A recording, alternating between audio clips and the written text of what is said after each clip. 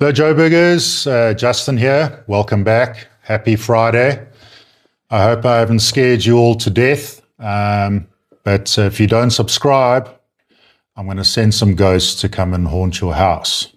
So today we're talking about how to sell your house in a tough market. So as you're very well aware, that the Joburg property market over the last few years hasn't been great. So in a recent video, I discussed what's happening with prices. I'll put the link up here. So essentially over the last 10 years or so, property prices in Joburg have been pretty flat. And then over the last sort of 3 years or so, property has taken a further 5 to 20% downturn in property values. So it just depends on the suburb. This is basically a result of just lack of appetite for Joburg property, semigration to the Cape. There's political issues, economic issues, cost of living. All these factors have taken its toll on the property market. But if you are in the market to sell, if your property is currently in the market and it's not selling, or if you're thinking about putting a property in the market, I've got a couple of pointers in this video that might help you. So to start off with, when you want to sell your property, just be aware of a phenomenon called seller's bias. Seller's bias basically is that, we all love our property. We bought it, we've, saved up for it. We've been paying a bond. We've had a lot of good experiences in this property. The kids have grown up there. You might have got married there. There's a lot of different personal things that you get connected to with a property. But when it comes to sell, this seller's bias might influence the price of the property, and what you feel that the property is worth is probably different from what the market is really willing to pay. So it's just something to be aware of. The next thing to consider is just to be realistic, just to understand that the property market is down. And when I say realistic, just really look at the pricing, which we'll talk in a little bit more detail later. So just see exactly what prices are selling, houses are selling for in your area and neighboring suburbs. Just to get a good idea. Then the next thing is to get 1 or 2 or 3 good agents involved. Get those Lightstone reports, those CMA reports, and just to see exactly what houses are selling for. That'll give you a very good indication of what your property is worth.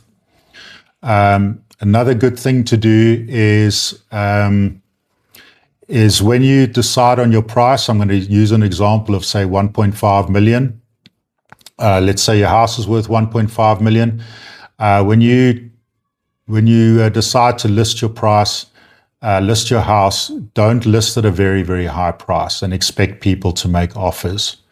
Rather list at, say, 1.6,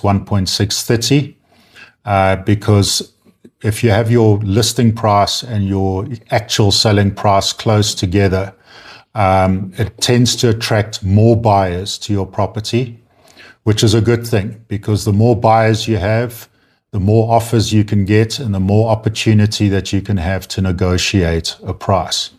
So this kind of phenomenon is sort of like, it creates like an auction kind of scenario.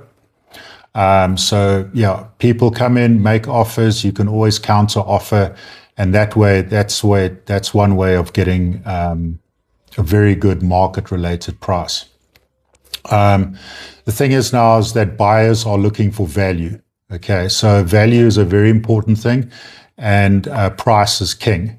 So if you overlist your price, overlist your property, when I say you've got a 1.5 property and you're listing it at, say, 1.8, you're not going to attract buyers. So they're not even going to look at you. You want to get your listing price and your actual selling price as close together as possible with a little bit of margin.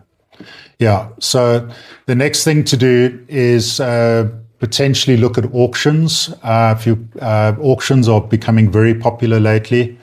The negative stigma of auctions, I think, is fading away.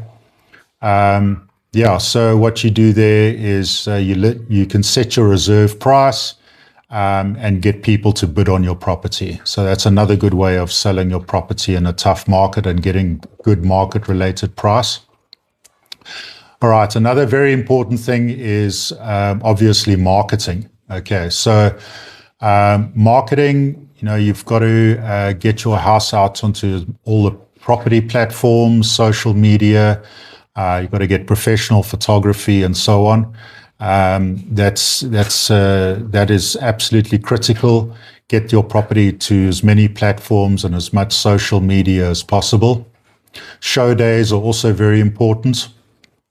Get those show days advertised. Get the people into your house. Get as many people to your house as possible.